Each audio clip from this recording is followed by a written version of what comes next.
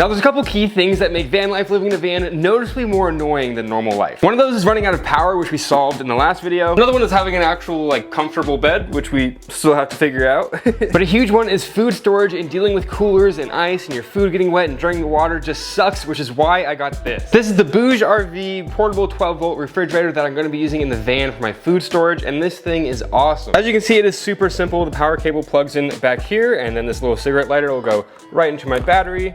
Turn that on, the battery's powering the cooler now, and then we got our little display up here. We can see our current temperature, and then I can set it down to the temperature that I want it. 35 degrees is where you keep most food. It is 30 quarts, which is more than enough for one person. You can fit a ton of cans in here, a ton of food in here. It's got a little center divider, which you can also use as a cutting board if you take it out. And this is just gonna make living in a van, being on the road, that much more comfortable. I don't have to worry about ice anymore. It draws very little power. I think it's like 30 watts continuously, and then it turns off for a couple minutes, turns back on. This battery can literally run this thing for a week, so I don't have to worry about power at all. My food stays completely cold. And the technology, the trickle-down economics on these have been amazing over the last couple of years. They started off being like $1,200, $1,000 for the nice ones, and now it's worked its way all the way down, where this one right now is $300, which is crazy, and in my opinion, so totally worth it for an application like this. The reviews are really good. There's long-term reviews. So at $300 for me, it's an absolute no-brainer. There's a link down below if you guys want to buy it. But I'm very excited to have this in the van and then no longer have to worry about ice and coolers and dumping and my food getting soggy and wet because the ice melted. It's just,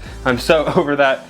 Very excited to have this. This one in particular I like because of the color. They usually come in white. I'm not a big fan of like the white cooler color look, but the dimensions of this are very, very specific because it fits in this little gap in between the passenger and driver's seat. Now, as you probably know, I am doing a full custom interior build on this van, and space is at a premium, and as you can see, this takes up a lot of space. It's not a very big cooler, but it still takes up a good amount of room in there, so I wanted to find a very efficient place to put this, and the space in between these two seats is, well, pretty much unused. Now, of course, having this space does make going from the driver's seat into the actual cabin of the van pretty easy, but other than that, it's unused space, and I think putting a cooler there is a much better use of space than me just having to crawl over it and deal with that minor inconvenience. For this big convenience is definitely worth it in my scenario. Now, of course, this is a very specific dimension. It couldn't be wider than this, it couldn't be longer than this, it couldn't be taller than the armrests right there. After many hours of cruising Amazon and measuring this 10 times and, you know, seeing the measurements on Amazon, making sure it would fit, hoping it would fit, I came across this one, which I think has the right dimensions. We'll see. Either way, I do know it is going to be tight because this is actually kind of a small space to shove a whole cooler in. Not just a cooler, an actual refrigerator. There's a compressor and everything. It's crazy. It's all right. I know the width. Oh, that's close. So yeah, the width is definitely a little tight. And the handbrake is right here. So I was kind of worried about being able to use the handbrake, but we'll see. But the big thing is actually being able to open the fridge.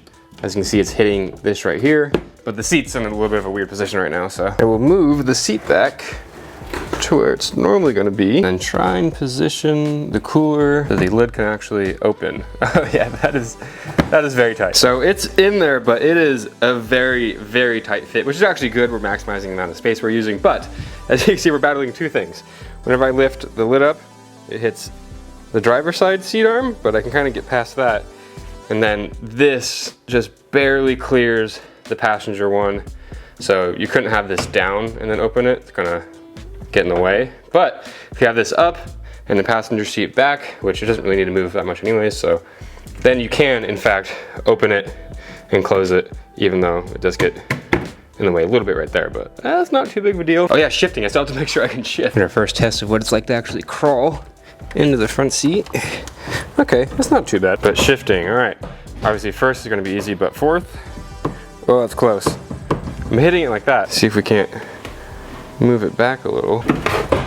So not hitting it in fourth anymore. Can I still open it? Oh, I cannot. It's hitting the passenger seat. Okay, let's see. I knew it was gonna be tight. All right, passenger seat is as far back as it goes. So I'll open this and see how far I can push the cooler back with this open, and then close it, and now, all right. So it does hit whenever I slam it in gear.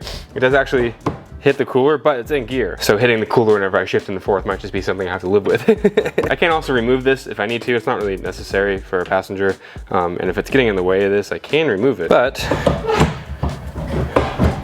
that is not too bad. I can still kind of open the fridge. I don't know, that's gonna be more of a thing I figure out later. The actual placement of the fridge will kind of depend on where I build this whole box in this little area. So if I do need to remove this, then I'll remove it. It's not a big deal, but this works, which is awesome. Let's plug it in actually. Right now I get to see what it's like to crawl in the back. Yeah, that's not too bad. I could get used to that. So like I guys showed you earlier, the cigarette lighter thing is plugged into there, and this is the actual other end of the power cable. So I'll plug this in to the refrigerator. Put that baby on down to 35 degrees and just turned on. This is another thing I was worried about, is if this edge is gonna be too close to the carpet over here, it might actually block the fan and the condenser. But there's actually a good gap. I can fit both, like my whole hand in there, and there's a good amount of air coming out on this end, which is really important. If you blocked the inlet or the outlet for the air, the fridge just simply wouldn't work very well, and it would probably burn itself out pretty quick. And this is kind of what I'm talking about. There's gonna be a wooden box that comes up to about here and goes over. That's gonna be where the battery is stored and everything. So this could actually come back a significant amount before it hit that box,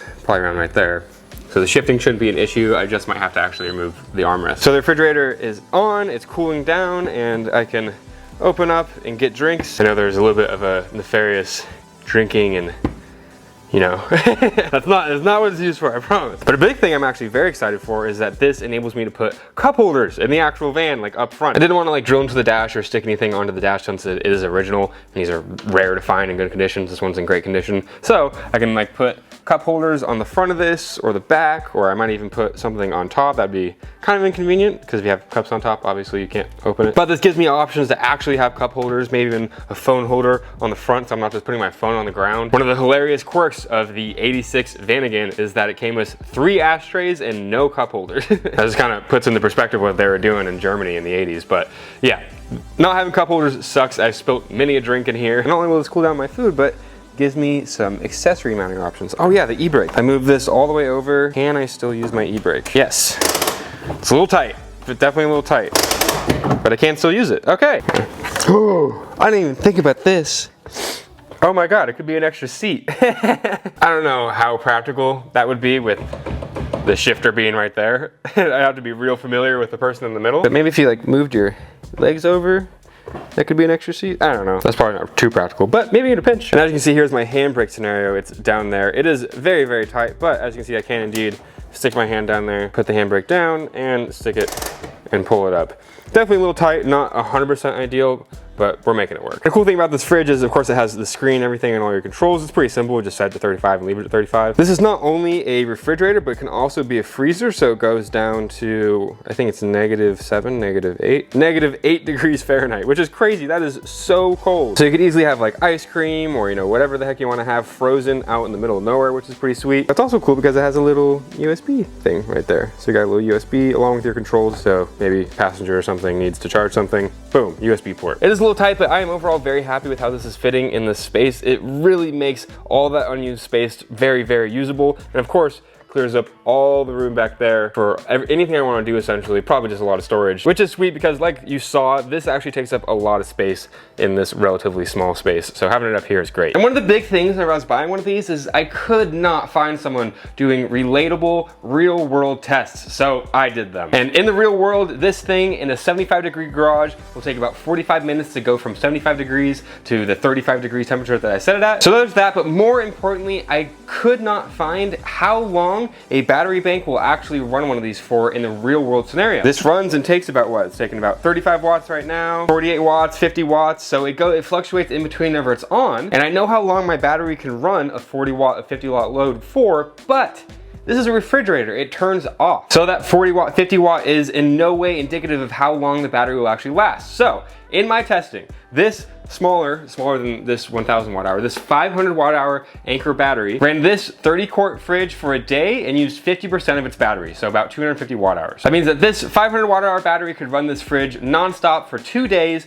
in a 75 to 85 degree garage. So hopefully you guys can take your own battery scenarios and your own usage scenarios and apply that to your scenario so you get an accurate representation of how long your battery will run a fridge like this. A little bit bigger of a fridge will require a little bit more power for a longer time, and if you're in cooler temperatures, obviously it doesn't have to kick on as much to keep the temperature low. I hope that information helps you guys. It is information I could not find on the internet. I don't care that this thing uses 40 watts whenever it's on, it doesn't really matter to me. I wanna know how long a battery like this or a battery like this will actually run it for. So there you go, about 250 watt hours for every day that it's on, set to 35 degrees. Of course, you set it lower, it's gonna take more power, blah, blah, blah. You already know it. But there we go. The new new van fridge scenario. I can get all my fridge stuff, no longer have to deal with ice like I've been dealing with for the past year. And with my battery and solar setup that we covered in the last video, I'll never have to worry about my electrical system at all because that thing sips power. That cooler is awesome. $300? That was like $1,000, $2,000 a couple years ago. All right, on to the next part of the van build. Thank you guys for watching.